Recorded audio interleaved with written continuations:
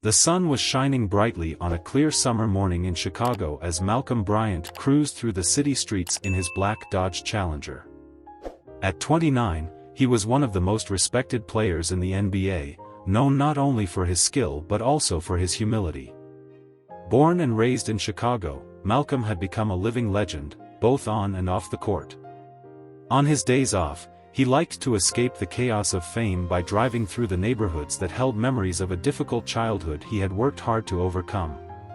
Soft jazz played on the radio, filling the car with a mellow vibe. He was heading to a park on the south side of the city, one of his favorite spots to unwind. Suddenly, at a busy intersection, Malcolm noticed a police car speeding up behind him with its lights flashing. He thought it was responding to another emergency, but his heart raced when he realized the car was following him. He looked in the rearview mirror and saw the officers signaling for him to pull over. "What did I do wrong?" he muttered to himself, pulling the car to the side of the road. The police cruiser stopped right behind him. Two officers got out, tension clear on their faces. Malcolm rolled down the window calmly, trying not to show any nervousness, though he knew that any interaction with the police, as a black man, could be unpredictable. "Good afternoon, officers. Is there a problem?" he asked, his voice steady but alert. The older officer, Officer Daniels, approached, keeping his hand near the gun on his belt. His partner, Officer Carter, younger and visibly tense, stood a few feet back, watching intently. "License and registration, please," Daniel said, his tone firm. Malcolm took a deep breath and handed over his documents. "I'm Malcolm Bryant. I play in the NBA. I'm just heading to the park. Is something wrong with my car?" Daniels examined the documents without looking up, but Malcolm sensed he was checking more than just his ID. The silence between them felt heavy. "This car matches the description of a vehicle involved in an armed robbery nearby," Daniels finally said, raising his eyes to meet Malcolm's. Malcolm frowned, confused. "This must be a mistake. I was just driving, I didn't do anything." Before he could say more, Officer Carter stepped forward. "Sir, we're going to need you to step out of the vehicle and keep your hands where we can see them." Malcolm's heart pounded. He had heard stories like this before. Black men being mistaken for criminals based on nothing but assumptions. But he was famous, well known. This couldn't be happening to him. "Wait a minute," Malcolm said, keeping his hands on the wheel. "This is a mistake. I'm a public figure, you can verify my identity." Daniels crossed his arms, clearly impatient. "We're not here to argue, Mr. Bryant. Please step out of the car and put your hands where we can see them." Malcolm knew the situation could escalate quickly. He did as they asked, slowly getting out of the car. People on the sidewalks were starting to notice what was happening, some pulling out their phones to record the scene. A sense of humiliation and helplessness began to rise within him. As Daniels and Carter cuffed him, Malcolm heard murmurs from the crowd. "Hey, that's Malcolm Bryant," someone said, pointing. "You're arresting the wrong guy." The officers ignored the protests of the small crowd gathering around. Malcolm tried to remain calm, but he could feel the weight of everyone's eyes on him, as if he was back in his teenage years, just another black kid getting stopped for no reason. "You're making a mistake," Malcolm said, his voice firm but calm. "I'm not who you're looking for." Daniels took a step back, watching Malcolm with suspicion.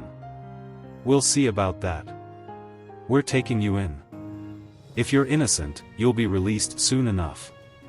As the officers put him in the back of the squad car, Malcolm looked up at the sky. He had worked so hard to leave these kinds of experiences behind. But it seemed that, even as an NBA star, he was still seen the same way. Sitting in the back of the police car, Malcolm watched the familiar streets of Chicago pass by the window. A deep sense of injustice and frustration settled over him. He thought about everything he had accomplished, all the struggles he had faced to get where he was, and how, in this moment, none of it seemed to matter. The journey had only just begun. Inside the squad car, Malcolm sat quietly, his hands cuffed behind his back, feeling the cold metal digging into his wrists. The streets of Chicago blurred past as the officers drove in silence. The weight of what had just happened settled over him like a thick fog. He couldn't believe it, him, Malcolm Bryant, one of the most recognizable faces in the city, mistaken for a criminal. The car finally pulled into the station, and the officers stepped out. Officer Daniels opened the door and gestured for Malcolm to exit. "Let's go," Daniels said, his tone indifferent, as if this was just another routine arrest. Malcolm stepped out, keeping his head high even though part of him wanted to scream about the injustice. He knew anything he said or did could be used against him. He had been through this before, not as a famous athlete, but as a black man growing up in Chicago. They led him inside the station, where the usual buzz of officers and staff filled the air. A few heads turned as Malcolm walked by, some recognized him, others looked confused. The sound of handcuffs clinking and phones ringing felt louder in the tense atmosphere. At the front desk, Sergeant Harris, an older officer with a gruff voice, raised an eyebrow as Malcolm approached. "Who's this?" Harris asked, eyeing Malcolm up and down. "Possible match for the robbery suspect." "Vehicle and description fit," Officer Carter said, still standing a little too close to Malcolm, as if expecting him to make a sudden move. Malcolm couldn't hold back any longer. "This is insane. I'm telling you, you've got the wrong guy. I'm Malcolm Bryant. Check my ID, call my lawyer, call my team, someone will confirm it." Sergeant Harris leaned back in his chair, unimpressed. "Everyone says they're not the guy," he said with a slight smirk. "What makes you so special?" Malcolm clenched his jaw, fighting the anger rising inside him. "Because I am Malcolm Bryant. I play for the Chicago Bulls. You can't seriously think I'd be involved in a robbery." Officer Daniels shifted uncomfortably, glancing at the sergeant. "Sarge, we ran his plates. Everything checks out, but the description of the suspect matches him too closely. We had to bring him in." Harris sighed, rubbing his forehead like this was just an inconvenience. "All right, let's put him in holding while we figure this out," he said, waving them off. Malcolm stared at him, disbelief written across his face. "Holding? You're putting me in a cell for something I didn't do. You'll be out once we clear everything up.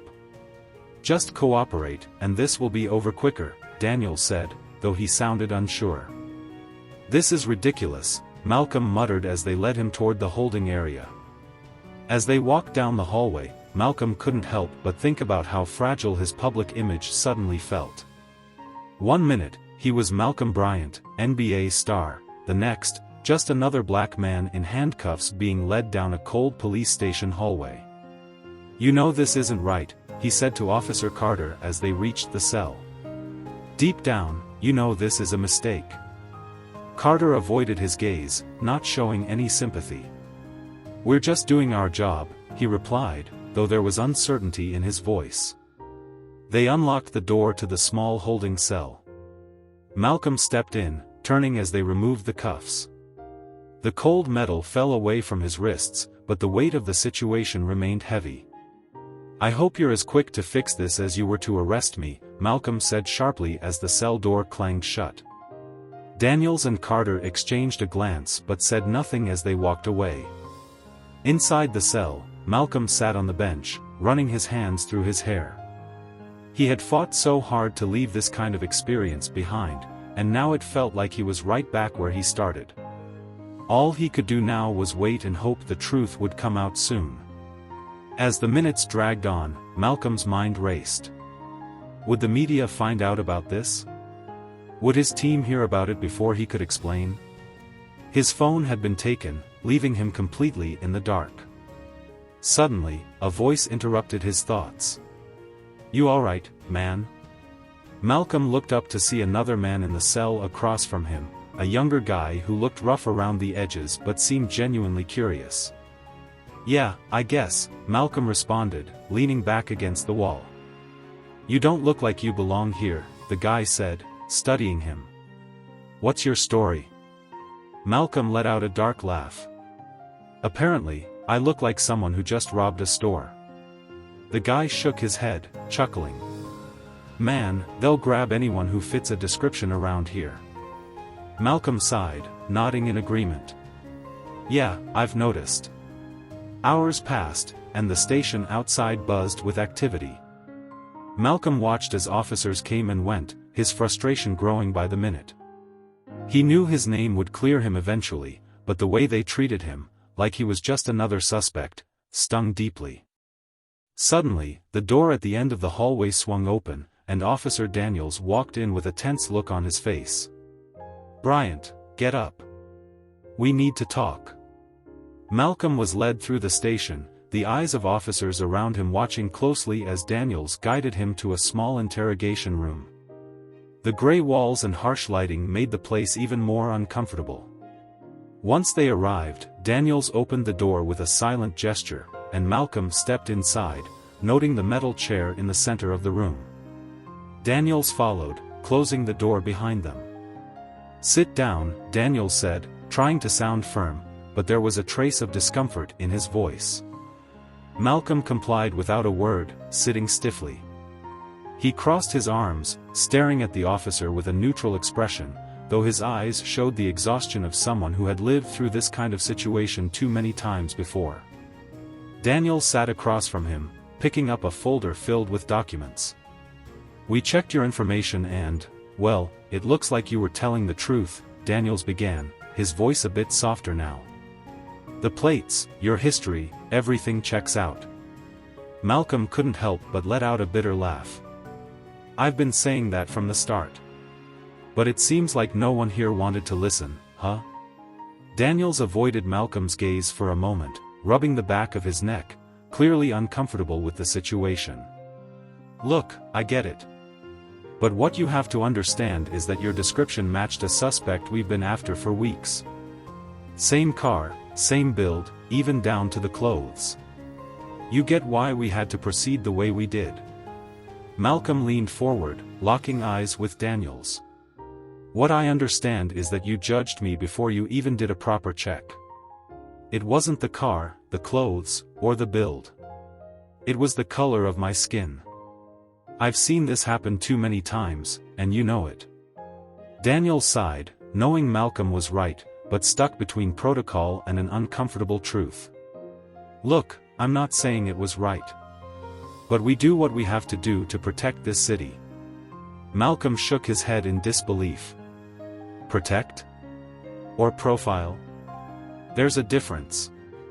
At that moment, the door to the room swung open, interrupting their conversation. Captain Anderson, a middle-aged man with graying hair and an imposing stance, strode in with firm steps. He looked irritated. Bryant, we made a mistake, Anderson said bluntly. We just received new information.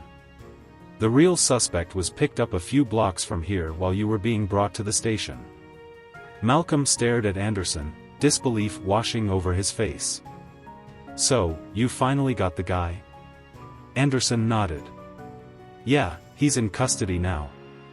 The descriptions were incredibly similar, but clearly, you weren't the man we were looking for. That's what I've been saying since you stopped me, Malcolm responded, the frustration and exhaustion in his voice more evident now. Anderson exchanged a brief glance with Daniels before continuing. We're releasing you immediately. And we're willing to do whatever it takes to make things right. Malcolm laughed, but there was no humor in it. Make things right? What exactly are you trying to fix? You think letting me go home is going to erase the fact that you treated me like a criminal, with no proof, no questions, just based on a generic description? Daniels opened his mouth to speak, but Anderson cut him off. I understand you're upset. And you have every right to be. This situation shouldn't have happened the way it did, but we want to resolve it in the best way possible.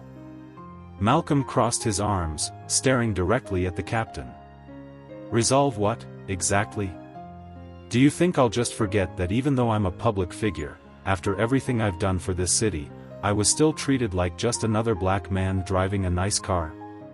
Can you even imagine what that feels like? The silence in the room was heavy. Daniels avoided Malcolm's eyes, clearly uncomfortable, while Anderson seemed to be processing the weight of Malcolm's words.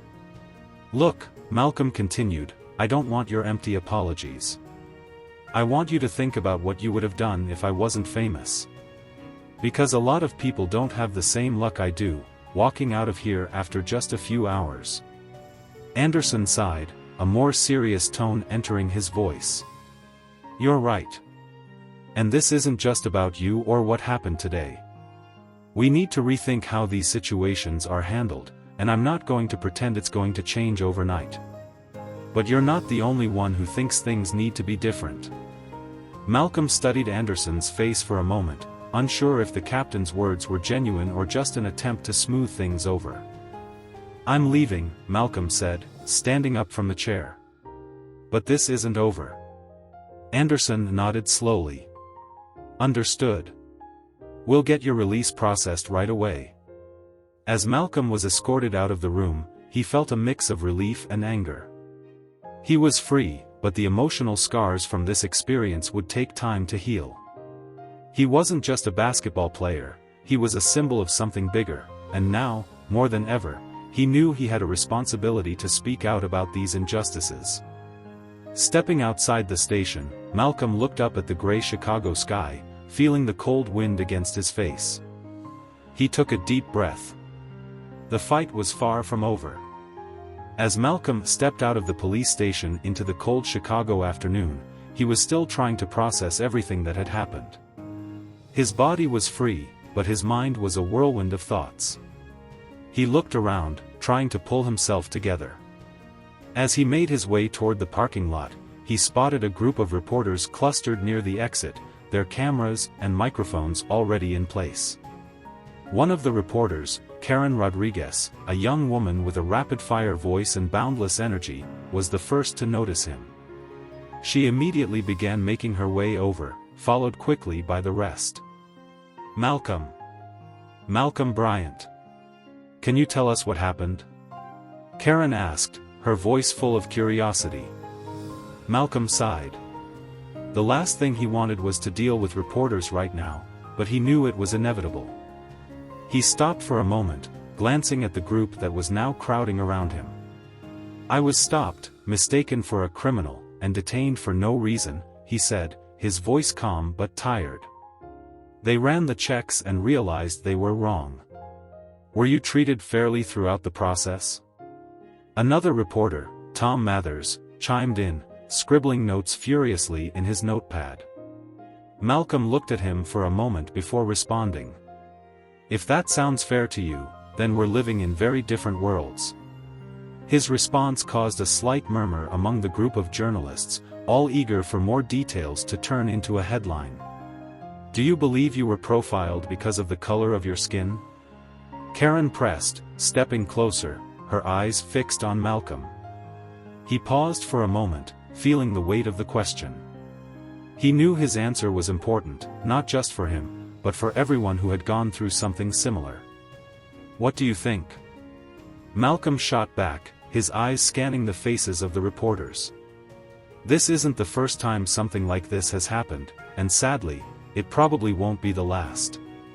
Just then, Malcolm spotted his agent, Chris Howard, approaching quickly, trying to push the crowd away. All right, that's enough, folks.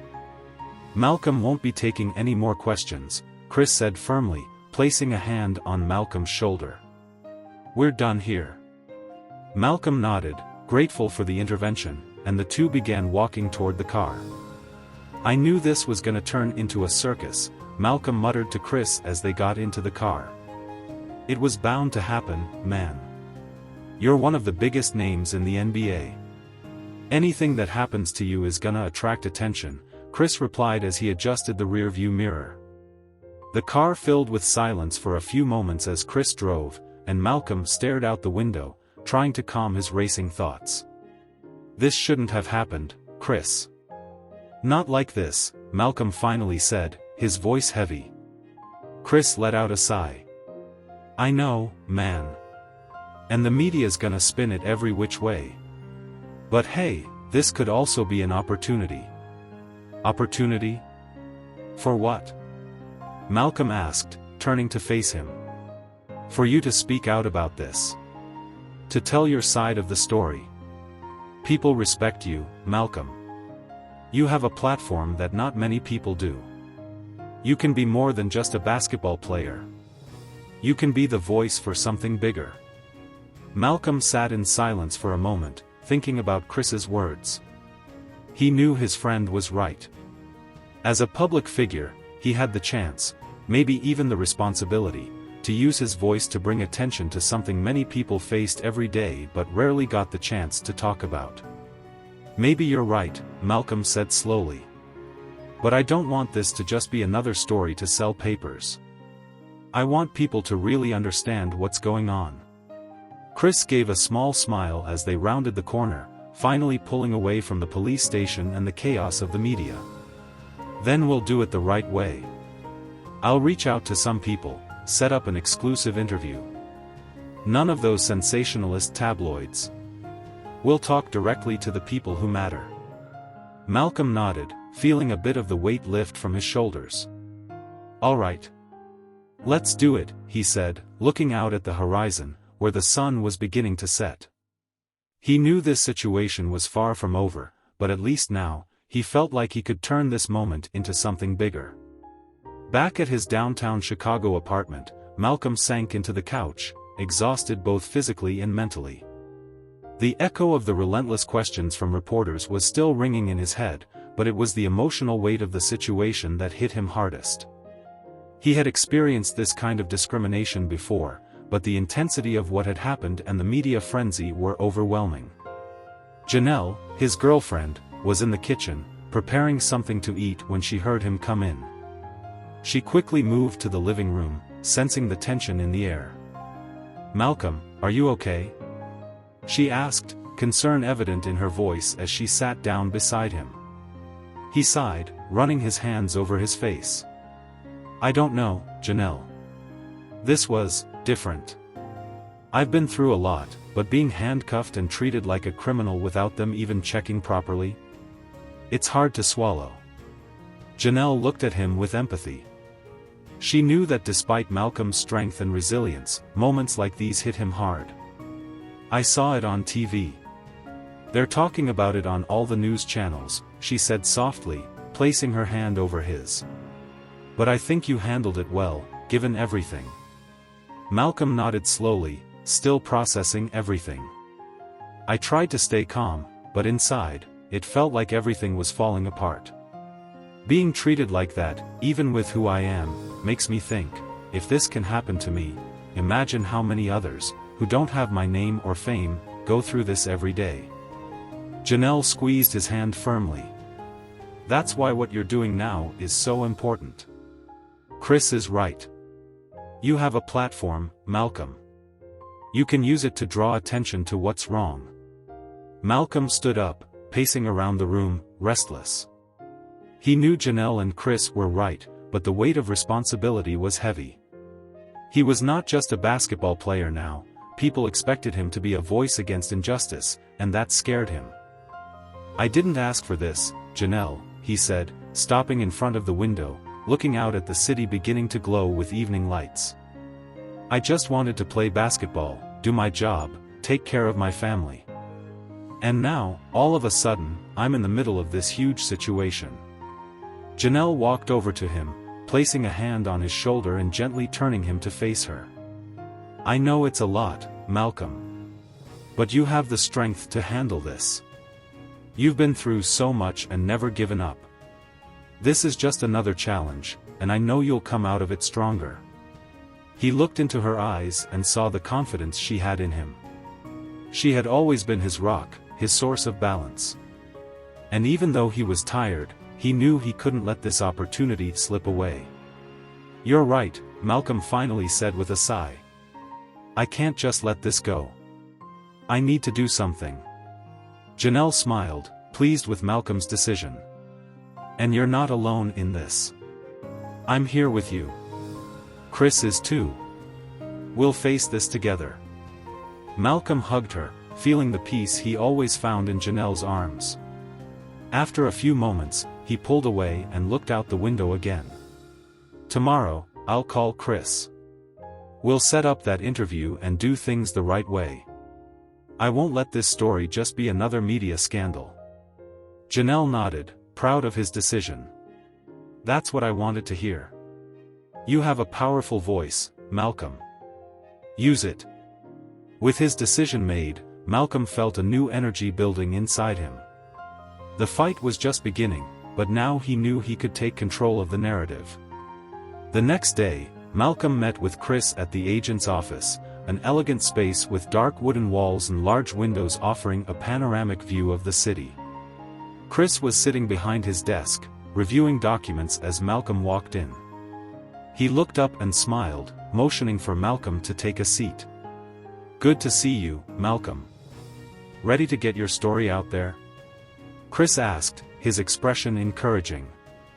Malcolm sat down, running his hand through his hair. Yeah, Chris. I need this to be done right. I don't want the media to twist my message. Chris nodded and picked up the phone, dialing quickly. I'll call the editor at the Chicago Tribune. They have a solid reputation and can ensure your story is presented fairly.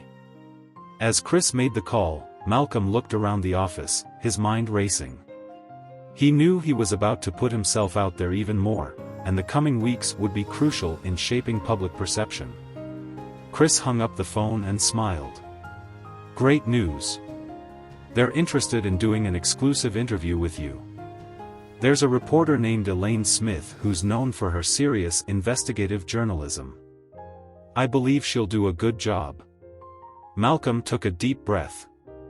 That's a relief. I don't want this to turn into sensationalism. Understood.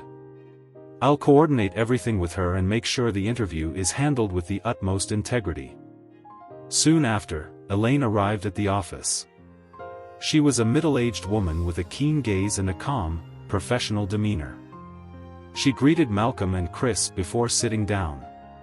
Malcolm, thank you for agreeing to talk to us, Elaine said as she set up her recorder.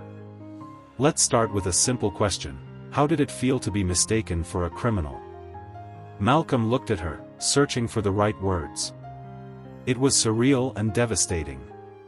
I was just driving home after a normal day. Being approached and treated like a criminal without proper verification is something no one should have to face. Elaine quickly took notes, her eyes focused on him. Do you feel that your fame and status as a basketball player influenced the way you were treated? Malcolm hesitated for a moment. I think so. I'm not saying I don't have a responsibility as a public figure, but what happened to me could very well be a case of racial profiling. It shouldn't depend on someone's status. Elaine nodded, understanding the depth of his response. And how are you coping with the situation now? Malcolm sighed, reflecting on how this experience had affected him. I'm trying to use this situation to speak out about something many people face. I don't want this to be just another news story. I want people to see it as a chance to discuss and confront injustice. Elaine smiled, clearly impressed by Malcolm's sincerity. That's admirable, Malcolm. Your willingness to turn this experience into a platform for change is what will really make a difference. The interview continued for another hour, with Elaine asking detailed questions and Malcolm answering with honesty and passion. After wrapping up, she stood up and offered a handshake to Malcolm and Chris. Thank you for your courage and openness, Malcolm. I'll make sure your story is told with the respect and seriousness it deserves. Malcolm thanked her, feeling relieved that the interview had gone well. He turned to Chris, who looked satisfied with how things were progressing. What's next? Chris smiled, placing a hand on Malcolm's shoulder. Now, we let the story take its course and ensure your message reaches as many people as possible. And while we're at it, we'll prepare for any other challenges that might come up. Malcolm nodded, feeling more confident. He knew the fight was just beginning, but now he felt he could take control of the narrative. "Thanks, Chris. And thank you too, Elaine. Let's make this count." With that, Malcolm and Chris prepared for the next chapter of this journey. The road ahead would be long and challenging, but Malcolm was determined to use his experience to inspire change and seek justice. The city of Chicago was beginning to heat up, and with the rising temperature, the climate was also turning more tumultuous. News of the incident involving Malcolm was spreading rapidly, and a new wave of attention was about to emerge.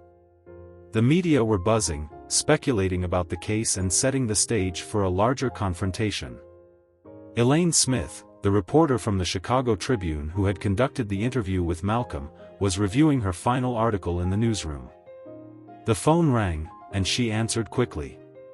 "Elaine Smith," she said, keeping her gaze fixed on her computer screen. "Elaine, it's Dave from the Chicago Times. I heard you're covering the Malcolm case, right?" A familiar voice on the other end of the line asked. Elaine sighed and adjusted her position in her seat. "Yes, Dave.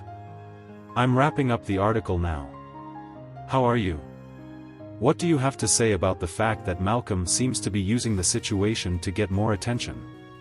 There's a fine line between seeking justice and self-promotion, don't you think?" Elaine felt a pang of frustration. "No, Dave. What Malcolm is doing is using the platform he has to address a serious issue. The focus should be on the injustice he faced, not on any supposed self-promotion." Dave got straight to the point. Sure. But let's see what the public thinks about this. Reactions are starting to come in, and it looks like there's a split. Some support Malcolm, others think he's making a big deal out of nothing." Elaine hung up the phone with a sigh. She knew the road ahead would be tough. What Malcolm was facing was more than a personal issue, it was a discussion about social justice that was about to gain even more momentum. Meanwhile, Malcolm was at home, surrounded by Janelle and Chris. He was discussing the next steps with them, worried about the growing controversy. "This is getting out of hand," Malcolm said, rubbing his temples. "I'm seeing criticism from all sides, and all I really wanted was to resolve this situation fairly."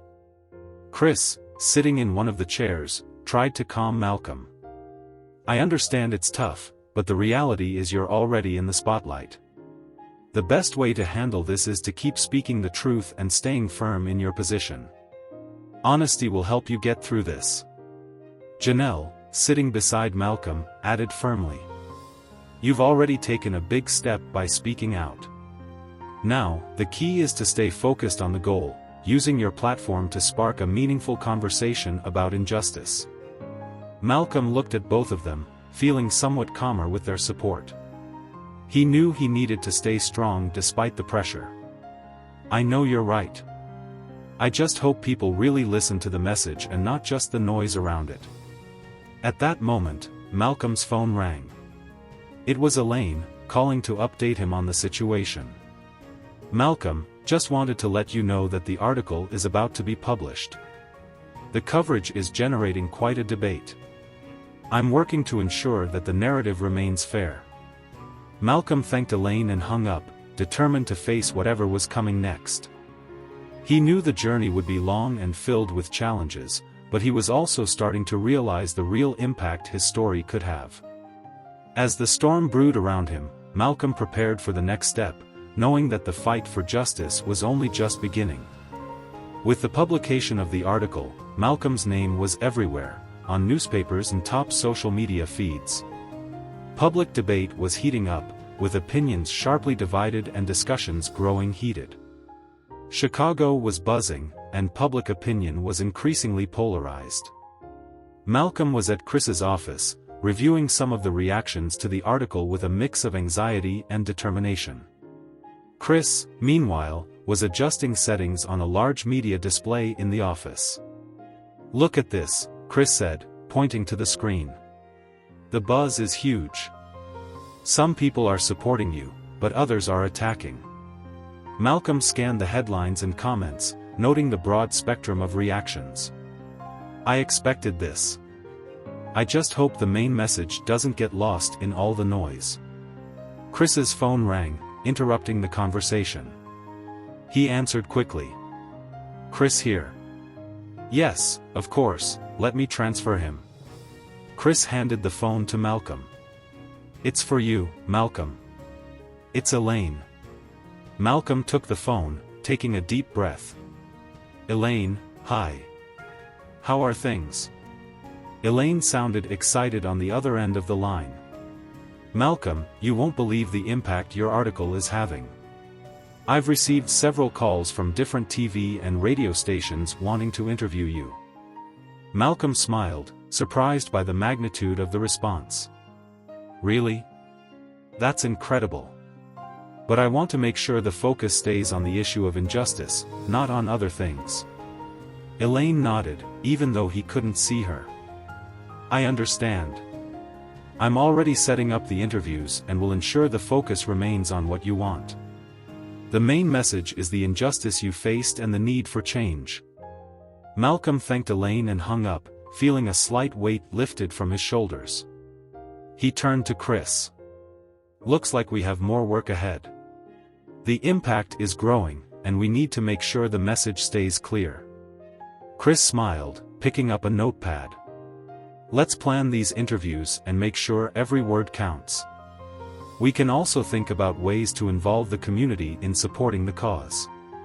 Later the next day, Malcolm was at the local TV station for a live interview.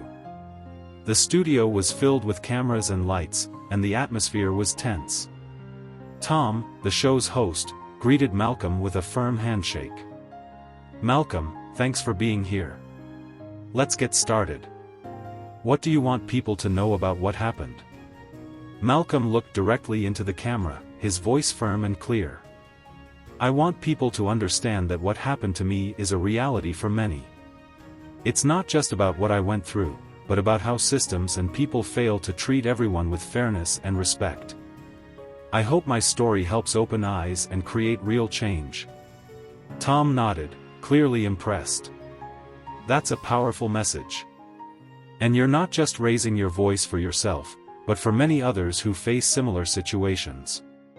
The interview continued with questions and answers, with Malcolm staying focused on his main message. He was determined to ensure that his experience became a tool for awareness and change. After the recording, Malcolm met with Elaine and Chris at a nearby cafe. They discussed the success of the interviews and the next steps in the movement. You did a great job, Malcolm, Elaine said, looking at him with a smile. The interviews were well received, and your message is being heard. Chris lifted a cup of coffee in a toast. The fight is just beginning, but you're making a real difference. Let's keep working to ensure that change happens. Malcolm smiled, feeling renewed and energized. He knew the journey was far from over, but the echo of his voice was starting to be heard, and the hope for justice seemed closer than ever. As Malcolm's story gained momentum, the spotlight turned to the Chicago Police Department, putting their handling of the incident under intense scrutiny. The growing media frenzy forced the department to respond, and a high-profile press conference was called to address the situation. Officer Daniels, the spokesperson for the Chicago Police Department, stood behind a podium at the press conference, flanked by other officials. The room was packed with reporters, cameras flashing and microphones thrust forward. Good afternoon, Officer Daniels began, his voice steady but tinged with tension. We are here to address the recent incident involving Mr. Malcolm Davis. We understand the gravity of the situation and are committed to a thorough investigation. A reporter from a major news outlet, Sarah, raised her hand for a question. Officer Daniels, can you explain how such a serious mistake could occur? Mr. Davis is a well-known public figure. How did the police end up mistaking him for a wanted criminal? Officer Daniels adjusted his tie, maintaining a composed demeanor. We are reviewing the procedures that led to this misunderstanding. The investigation is ongoing, and we are cooperating fully with the internal review process. It's important to emphasize that our goal is to ensure accountability and prevent such errors in the future. As the press conference continued, Malcolm, Elaine, and Chris watched from the sidelines. Malcolm's expression was a mixture of frustration and resolve. "It sounds like they're trying to deflect responsibility," Chris commented, shaking his head. "They're promising an investigation but offering no real answers." Elaine nodded in agreement. "It's clear they're trying to save face. But this is the moment when public pressure can force real change. We need to keep pushing for transparency and accountability." Later that day, Malcolm and his team held a strategy meeting to discuss their next steps. They gathered in Chris's office, where Malcolm paced back and forth. "We need to keep the pressure on," Malcolm said, stopping to face Elaine and Chris. "The media coverage is crucial, but we also need to mobilize the community and make sure this doesn't fade away." Elaine was already jotting down notes. "We could organize a community forum. It would provide a platform for people affected by similar issues to share their stories and demand action." Chris nodded, a thoughtful look on his face. "And we should continue to engage with local leaders and organizations. Building a coalition could amplify our message and create a stronger push for change." Malcolm agreed, his determination unwavering. "Let's get started. We need to show that this is not just about one incident, but about a systemic issue that affects many people." The following week, Malcolm and his team hosted a community forum at a local community center. The room was filled with people from various backgrounds, each with their own stories of injustice and discrimination. Malcolm took the stage, addressing the audience with passion. "Thank you all for coming. This forum is about giving a voice to those who have been wronged and ensuring that their stories are heard. We are here to demand accountability and push for meaningful changes in our justice system." The crowd erupted in applause, and a sense of solidarity filled the room. Throughout the evening, participants shared their experiences and expressed their support for Malcolm's cause. The media coverage of the forum was extensive, amplifying the message of reform and justice. As the forum concluded, Malcolm, Elaine, and Chris stood together, reflecting on the success of the event. "That was powerful," Elaine said, her eyes shining with emotion. "The turnout and the support were incredible." Chris clapped Malcolm on the back. "You did a great job. The community is rallying behind this cause, and it's making a difference." Malcolm smiled, feeling a renewed sense of hope. "This is just the beginning. We've got momentum now, and we need to keep pushing for change. It's not over until we see real progress." With the community's support and the growing media attention, Malcolm's campaign for justice was gaining traction. The spotlight was on the police department, and the push for accountability was stronger than ever. As the investigation into the incident continued, the pressure on the Chicago Police Department intensified. The community forum had sparked widespread outrage and demands for accountability. Public demonstrations were growing, with people from all walks of life demanding justice and systemic reform. Malcolm, Elaine, and Chris were in a meeting at Malcolm's apartment, reviewing recent developments. The mood was tense, with newspapers and reports scattered across the table. "The protests are getting bigger," Chris said, pointing to a news report on the table. "People are mobilizing, and it's clear they're not backing down." Elaine nodded, looking at Malcolm with concern. "But we need to be strategic. We don't want to lose momentum. We should think about how to channel this energy into something constructive." Malcolm took a deep breath, his expression serious.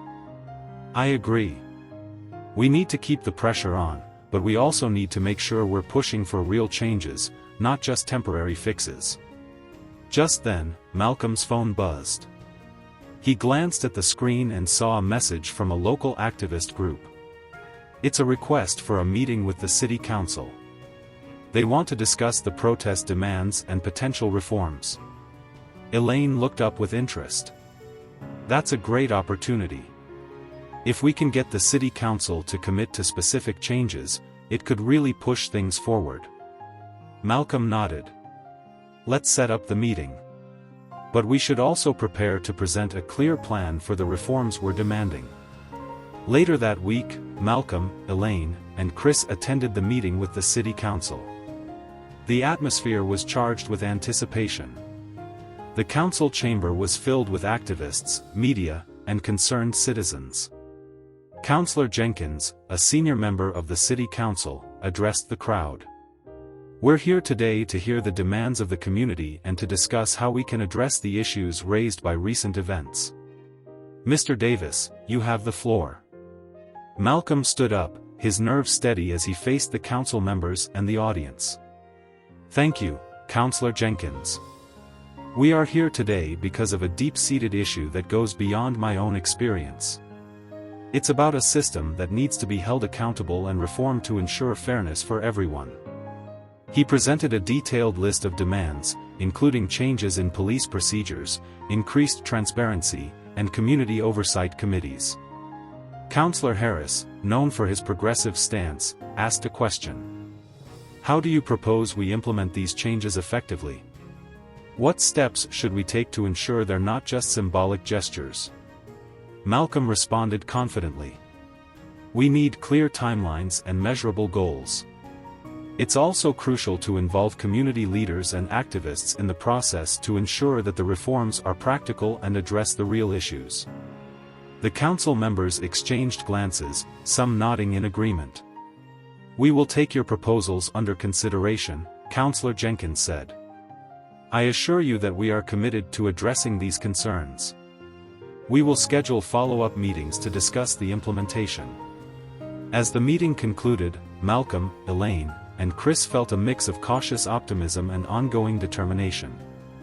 "That went well," Elaine said as they walked out of the chamber. "The council seems receptive, but we need to keep pushing to ensure they follow through." Chris agreed, a determined look on his face. "We've made progress, but it's not over yet. We need to keep the pressure on and make sure these reforms become a reality." Malcolm looked out at the bustling city, a sense of resolve in his eyes. "We're closer to making a real difference, but we can't stop now. We have to keep advocating for change until we see meaningful progress." With the council's commitment to address the demands and the continued public support, Malcolm's campaign for justice was at a crucial turning point. The fight for systemic reform was gaining momentum, and the call for accountability was louder than ever. The investigation into Malcolm Davis's incident had reached a crucial juncture. The mounting public pressure and relentless activism had led to heightened scrutiny and demands for real change within the Chicago Police Department. Malcolm, Elaine, and Chris were gathered at Elaine's apartment, poring over the latest news. The mood was tense as they sifted through reports and articles. "The department's internal review is finally making headlines," Elaine said, scanning a recent news article. "There's talk of potential disciplinary actions and procedural changes." Chris leaned back in his chair, looking thoughtful. "But will it be enough? We need to ensure these aren't just empty promises. The community is watching closely." Malcolm nodded. "We need to stay vigilant and make sure the proposed reforms are substantial, not just for show. The real test will be if they follow through with meaningful changes." Malcolm's phone buzzed with a notification. He checked it and saw a message from Detective Owens, the lead investigator on the case. "It looks like Detective Owens wants to meet. He says it's important and relates to the progress of the investigation." Elaine's eyes widened with concern. "Do you think it's about a potential settlement or more serious charges?" Malcolm shrugged. "It's hard to say. But it's worth finding out." Later that afternoon, Malcolm, Elaine, and Chris arrived at the police department to meet with Detective Owens. The detective greeted them with a serious expression.